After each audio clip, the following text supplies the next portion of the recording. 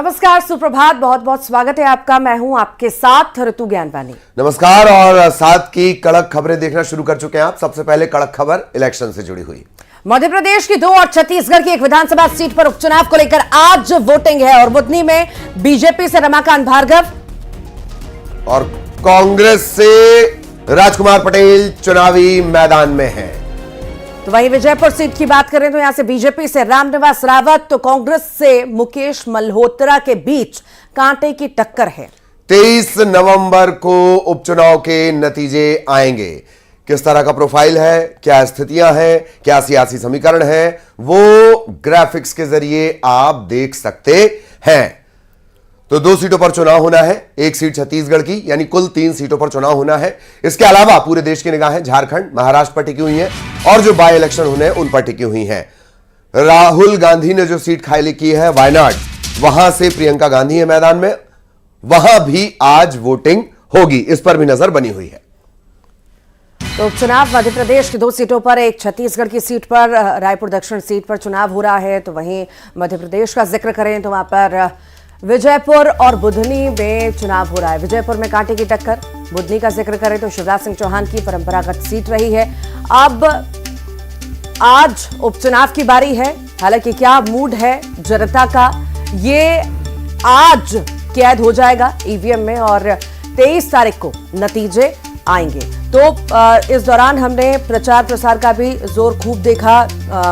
खूब बीजेपी नेता, कांग्रेस के नेता जो है मैदान में उतरे, लोगों से बातचीत की, खूब लोक लुभावन वादे भी उनके द्वारा किए गए। अब आज बारी है वोटिंग की। जनता निकलेगी, दिन भर वोट करेगी, अपने मताधिकार का इस्तेमाल करेगी और 23 नवंबर को नतीजे आएंगे। मध्य प्रदेश की 2 और 1 छत्तीसगढ़ की सीट पर उपचुनाव आज हो रहे हैं।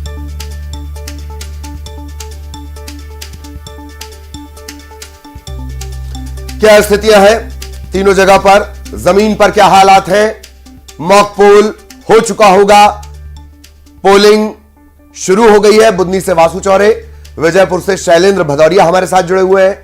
इसके अलावा युगल, रायपुर दक्षिण का क्या अपडेट है? तीनों ही तैनात हैं अलग अलग जगहों पर। सबसे पहले वासु, आपके पास हाई प्रोफाइल बुधनी, किसका बुधवार बनेगा? वासु।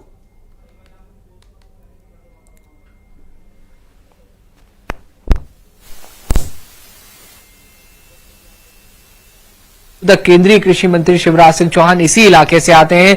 इतना यहां पर वो सक्रिय रहे हैं कि लगातार यहां की जनता ने उन्हें चुनाव जिताकर भेजा है और एक अभेद किले के रूप में बीजेपी का ये जो पूरा इलाका है वो ढल गया। कांग्रेस के लिए सीट हमेशा से चुनौती रही है। यही वजह है कि इस बार कांग्रेस ने यहां पर जातीय समीकरणों पर खासा फोकस किया।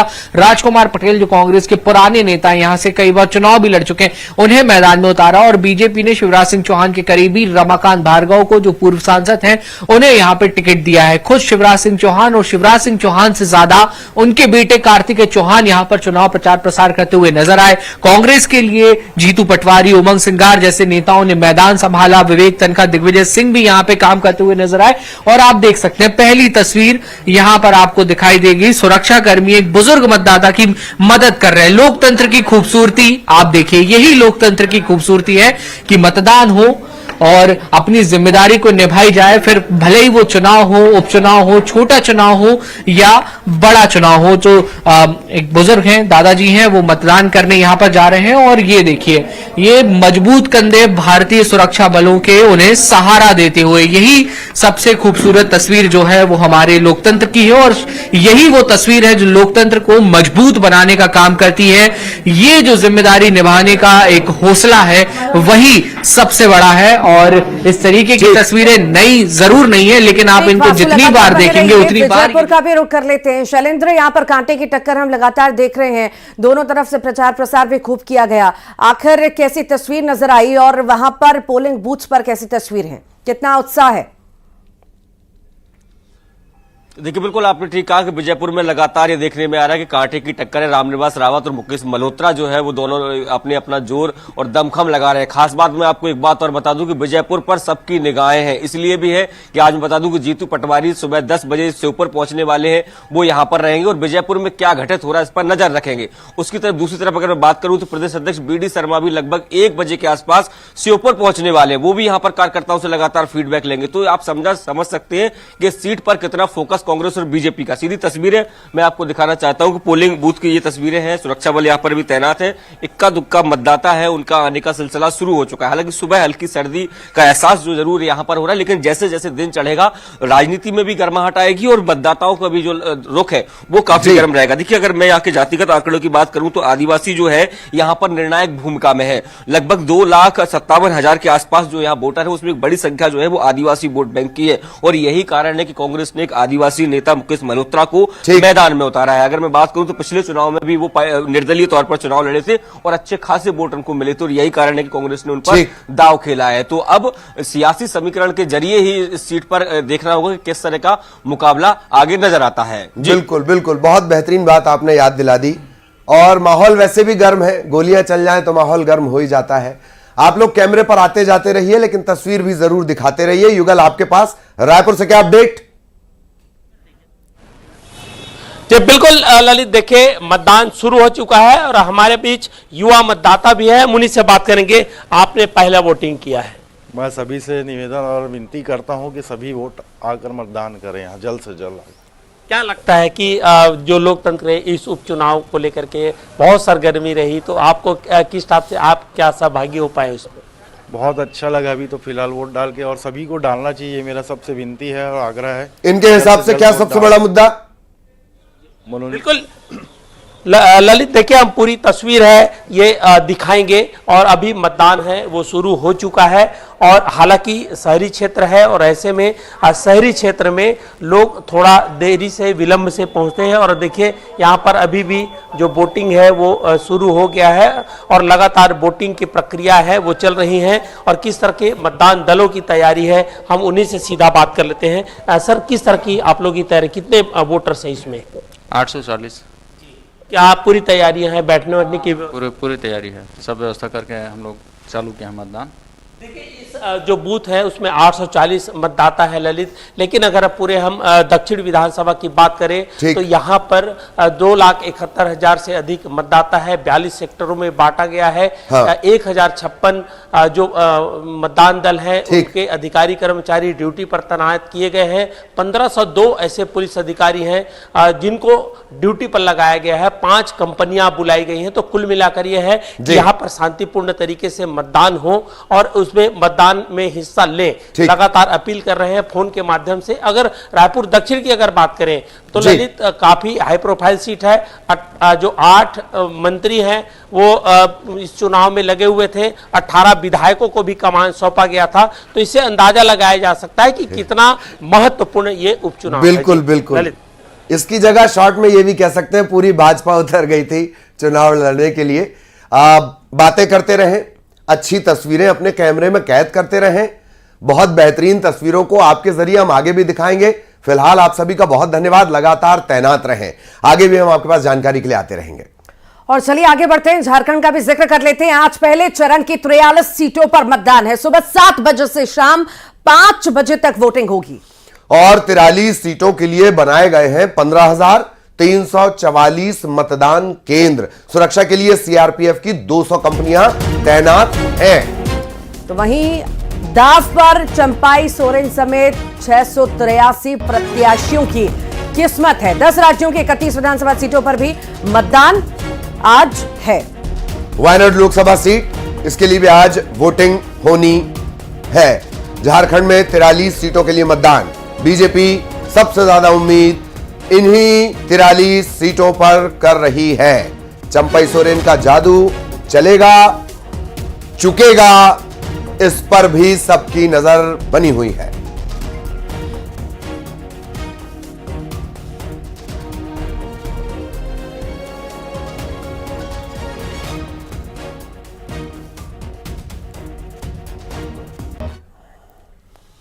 तो तो इलेक्शन पर लगातार नजर बनी रहेगी, लेकिन तमाम बड़ी खबरों पर भी नजर बनी हुई है। खबर दुर्ग से है। यहां पर एक सरफरे कार ड्राइवर ने दिन दहाड़े तलवार लहराकर दहशत फैलाने की कोशिश की है। बाइक वाले से इस कार ड्राइवर का मामूली विवाद हो गया और इसके बाद तलवार लेकर बाइक सवार को उसने दौड़ा दिया, जिसके बाद बाइक सवार अपनी जान बचाकर भागता नजर आया। तो वहीं आरोपी ने बाइक में भी तोड़फोड़ की है। तस्वीरें आपके सामने। पीड़ित ने इसकी शिकायत पुलिस में कर दी है। मामला वैशाली नगर का है, वही वैशाली नगर जहां के विधायक अक्सर लोगों की गर्दन पकड़ते नजर आते हैं। सड़क पर खुलेआम तलवार लहराई।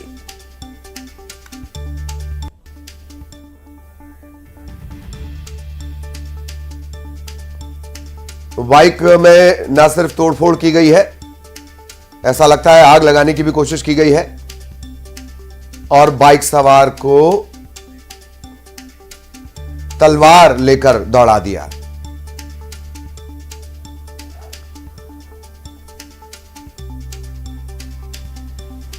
नगर से तेज रफ्तार से आती हुई कार मेरे को ठोकते ठोकते बचा सर। उसके बाद वो कार से वो तलवार लेके निकला और मेरे ऊपर हमला कर दिया सर वो। और मैं अपना जान बचा के वहाँ से भागा हूँ और सीधा थाने में आके एफआईआर करवाया हूँ और मेरे गाड़ी में तोड़-फोड़ भी किया है और आग भी जलाया सर। क्या कोई दुश्मनी थी? नहीं, कोई दुश्मनी नहीं था। मैं तो व्यक्ति को जानता भी नहीं हूँ सर। कोई बातचीत कुछ नहीं हुआ ना उससे। तो कितना नुकसान हुआ है गाड़ी में? नुकसान तो जो भी हुआ सर तो बन जाएगा, लेकिन मेरा सर मार डालता सर। मैं वहाँ रुकता ना, अगर नहीं भागता मैं गाड़ी से तो मैं मार डालता सर मेरे को। इंदौर का जिक्र करते हैं। यहाँ पर वेदांत अस्पताल की बगल वाली बिल्डिंग में आग लगी है और आग लगने की वजह से चौथी मंजिल पर कई लोग फंस गए। सूचना मिलने पर मौके पर दमकलें पहुंची, प्रशासन की टीम पहुंची और आग पर तुरंत काबू पाया गया। तो वहीं चौथी मंजिल पर फंसे सभी लोगों को सुरक्षित निकाल लिया गया है। प्रशासन का यह भी कहना है कि शॉर्ट सर्किट की वजह से ये आग लगी होगी। इसकी जांच की जा रही है। आग की वजह क्या है? प्राइमा फेसी जो नजर आता है शॉर्ट सर्किट के चलते आग लगी है। धुएं की वजह से जिन लोगों की तबीयत ज्यादा खराब थी उन्हें अस्पताल में भर्ती करवाया गया है। आग का कारण फिलहाल पता नहीं है।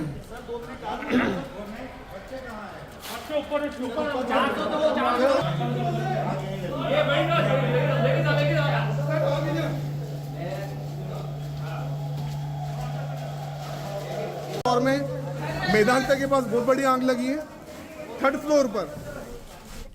और इसी इंदौर में एक और आग लगने की घटना सामने आई। टेंट हाउस के गोदाम में आग लग गई और आग बुझाने के लिए मौके पर फायर ब्रिगेड की टीम पहुंची। नेहरू नगर के 4 नंबर रोड पर यह पूरा घटनाक्रम हुआ है। तस्वीरें आपके सामने इंदौर की इस वक्त तस्वीर देख रहे हैं। टेंट हाउस के गोदाम में भीषण आग की तस्वीरें। धुएं का गुबार देख करके समझा जा सकता है कि कितनी भीषण ये आग लगी होगी। फिलहाल मौके पर टीम पहुंची, आग पर काबू पाया। तो इंदौर में आग की 2 तस्वीरें लगातार सामने आई। एक तरफ मेदांता के बगल वाली बिल्डिंग में आग लगी है और दूसरी तरफ ये नेहरू नगर 4 नंबर रोड पर आग। मेदांता अस्पताल की बगल वाली बिल्डिंग में आग और टेंट हाउस के गोदाम में आग लगी। दोनों ही घटनाक्रम इंदौर के।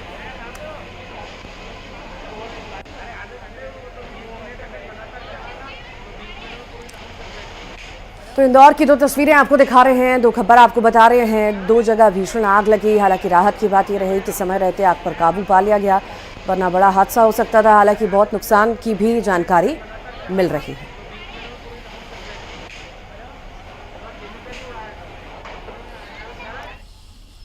अगला मामला भी इंदौर से ही है, जहां इंजीनियरिंग के छात्र ने सुसाइड कर लिया। तो आपको बताएं कि छात्र के सुसाइड करने से सनसनी भी फैली है। छात्र रजत सोनी मंदसौर का रहने वाला था। शिवाय हॉस्टल में रहकर पढ़ाई कर रहा था। अब तक ये साफ नहीं हो पाया है कि दरअसल सुसाइड की वजह क्या रही। खुदकुशी ही ये है। भंवरकुआं थाना इलाके का मामला। भंवरकुआं थाना पुलिस अब इस मामले की पड़ताल कर रही है।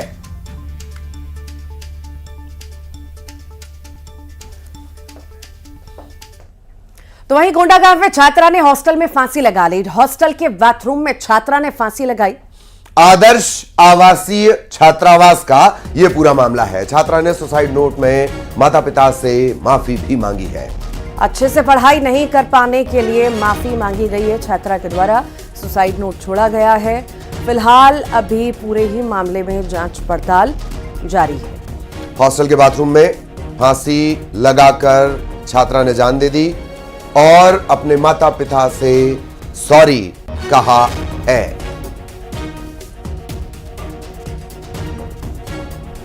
बच्ची पढ़ाई में अच्छी थी, हाजिर जवाबी थी। उसको अभी एनडीपी एम्बेसडर बनाया गया था, क्योंकि वो जो है 12वीं क्लास में जब वो एडमिशन लेकर के यहाँ आई थी तो क्लास में अपने मतलब सबसे ज्यादा परसेंटेज उसी का था, इसीलिए उसको एनडीपी एम्बेसडर बनाया गया है ना। तो पढ़ाई में तो बहुत अच्छी थी।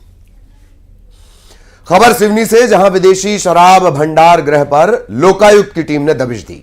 सहायक आबकारी अधिकारी को रिश्वत लेते गिरफ्तार भी किया गया है। यह भी बता दें कि 3,50,000 की रिश्वत लेते गिरफ्तार किया गया। शराब ठेकेदार से इसने रिश्वत मांगी थी। जबलपुर लोकायुक्त टीम ने यह पूरी कार्रवाई की है। जबलपुर लोकायुक्त को जानकारी दी गई, ट्रेस किया गया, रंगे हाथों गिरफ्तार किया गया।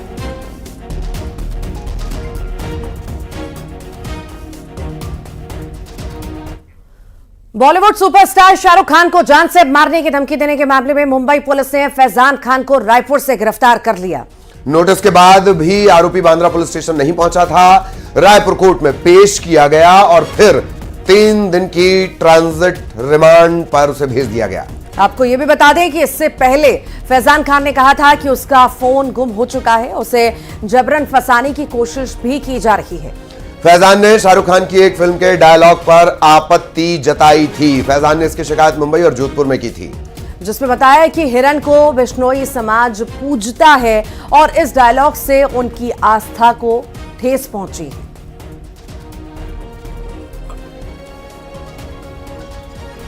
तारीख तक के लिए रिमांड लिया है 3 दिन का। पर ये क्वेश्चन ये आता है कि article 21 of Indian constitution, Bharat के संविधान में जो दिया है, राइट टू लिव, आदमी खड़े खड़े गिर रहा है, खड़े होने के कपड़ों में खून है। भाई हमारा दरख्वास्त तो बस इतना ही था। ठीक भाई, क्या ऐसी मजबूरी है कि मुंबई पुलिस को इनकी आवश्यकता है? हमने बोला ऑडियो विजुअल मीन से ले लीजिए, अभी तो वो खड़े होने की हालत में भी नहीं है, वो इंसान तो है ना। इधर भोपाल के बरकतुल्लाह यूनिवर्सिटी को लेकर विवाद लगातार जारी है और यूनिवर्सिटी में पढ़ने वाले छात्रों ने नए आरोप भी लगाए हैं। बीयू के छात्रों का कहना है कि हॉस्टल से हिंदू लड़कियों को इफ्तार पार्टी के लिए हिजाब पहनाकर भेजा जाता है। छात्रों का यह भी आरोप है कि कश्मीर की कुछ छात्राएं हिंदू लड़कियों को हिजाब पहनाकर इफ्तार के लिए बाहर लेकर गई थीं। छात्रों ने तस्वीरों के जरिए यह दावा किया है कि छात्रों ने धर्म परिवर्तन के लिए साजिश रचने के भी आरोप लगाए। हिंदू छात्राओं के मंदिर जाने पर पाबंदी लगाने को लेकर यूनिवर्सिटी विवादों में है। इसके बाद अब एक नया आरोप, हिंदू लड़कियां हिजाब पहनकर इफ्तार में जा रही हैं। इफ्तार पार्टी में कुछ हिंदू लड़कियां भी थी, हमारी हिंदू बहनें भी थीं, जिनको हिजाब पहना करके इफ्तार पार्टी में शरीक किया गया और उसके पश्चात वो 5-8 के आसपास वो छात्रावास में वापस लौटी हैं। तो इसमें कोई शक नहीं है या इस चीज की बिल्कुल गारंटी नहीं है कि बरकतुल्लाह विश्वविद्यालय में धर्म परिवर्तन जैसी भी गतिविधि कोई चल रही होगी, क्योंकि विश्वविद्यालय की स्थितियां ऐसी हैं, यहाँ पे आप मस्जिद जाइए, आप इफ्तार पार्टी करिए, आपको कोई रोक टोक नहीं है, कोई आपसे आदेश नहीं मांगता, कोई आपसे किसी प्रकार की बात नहीं करता है। लेकिन आप जब सुंदरकांड में जाते हैं, मंदिर में जाते हैं, तो आपसे सवाल किए जाते हैं कि आप यहाँ से लिखित परमिशन लेंगे तब आप। कोरबा में स्कूल में जय श्री राम कहने पर छात्रों को प्रताड़ित करने का एक मामला सामने आया है। शिक्षक पर छात्रों को प्रताड़ित करने के आरोप लगे हैं। शिक्षक पर 2 छात्रों की पिटाई के आरोप हैं। ग्रामीणों में काफी गुस्सा भी इसे लेकर के ग्रामीणों ने आरोपी शिक्षक को हटाने की मांग भी की है। अभिभावकों ने इस पूरे घटनाक्रम की पुलिस से शिकायत की है। पुलिस ने छात्रों और शिक्षकों के बयान ले लिए हैं। तो पढ़ा रहे थे तो देवी देवताओं के बारे में पटान बात कर रहे थे, तो जाते समय जय श्री राम बोल दिया ना, तो इसको अगर मार दिया तो क्यों मार रहा होगा, बोला ना तो मेरे को भी मार दिया। टीचर है हमसे जो घटनाएं हुई थी उस संबंध में जांच हेतु निर्देशित किया गया था और दोनों पक्षों और संबंधित शिक्षक से भी बयान ले लिया गया है और उसको हम जांच प्रतिवेदन बना के हम उच्च कार्यालय को प्रेषित कर देंगे। इस धर्म चाहे कोई भी हो, हिंदू हो, मुस्लिम हो, ईसाई हो, कोई भी हो, किसी भी धर्म के बारे में स्कूल में किसी को ही बोलने का ऐसे अधिकार नहीं है उसके विरुद्ध में। अब उनके हिसाब से तो खुद स्वीकार कर रहे हैं, मैं स्कूल में कुछ धर्म के बारे में बोला हूँ और शायद मुझे बोलना नहीं चाहिए था, उसके लिए माफी भी मांगे हैं। और इन सब के बीच छतरपुर में पंडित धीरेन्द्र शास्त्री ने बड़ा बयान दे दिया, तौकीर रजा पर निशाना साधते हुए। धीरेन्द्र शास्त्री ने कहा है कि तौकीर मुझे जेल में डालने की मांग कर रहे हैं, अपनी ताकत दिखाने दिल्ली पहुंच रहे हैं। हम यहीं से क्रांति करेंगे, ऐसा कौन कह रहा है? बाबा कह रहे हैं। अब बारी आ गई है, क्योंकि धर्म विरोधी ताकतें लगातार लगी हैं। अभी एक मुसलमानों के एक बहुत बड़े धर्मगुरु हैं, उनका नाम है तौकीर रजा। उन्होंने घोषणा की है बागेश्वर बाबा को जेल डालो, और कई लाख मुसलमान जुड़ करके वो अपनी ताकत दिल्ली में दिखाने के लिए पहुंच रहे हैं। हमने कहा तुम पहुंचो ठटरी के बड़े दिल्ली में, हम यहां से ही क्रांति ऐसी करेंगे कि तुम्हारी हवा खिसक जाएगी। ग्वालियर का जिक्र करेंगे। यहाँ पर रशियन युवती को परेशान करने का एक मामला सामने आया है। पुलिस ने युवती की मदद की और पासपोर्ट वापस दिला दिया। इसके अलावा पुलिस ने दूतावास, एम्बेसी, उसे भी जानकारी दे दी है। यूलिया जिसका नाम है, 19 दिन से ग्वालियर में ये फंसी हुई थी। बताया जा रहा है कि दिल्ली के दीपू नाम के व्यक्ति ने यूलिया को बुलाया था। दिल्ली पहुंचने पर यूलिया को दीपू ने ग्वालियर भेज दिया। यहां बार में उसे डांस करने का काम दिया गया, लेकिन इस युवती ने डांस करने से इनकार कर दिया। ऐसे में बार संचालक और दीपू ने पासपोर्ट देने से इनकार कर दिया। ग्वालियर में काफी भटकने के बाद यूलिया एसपी ऑफिस पहुंची और पूरी घटना की जानकारी भी दी। पुलिस ने इस युवती का जो पासपोर्ट है वो इसे वापस दिलवा दिया और अब वो अपने देश वापस जाएगी। तो वहीं पुलिस का कहना है कि मामले में लड़की ने कोई शिकायत नहीं दर्ज कराई।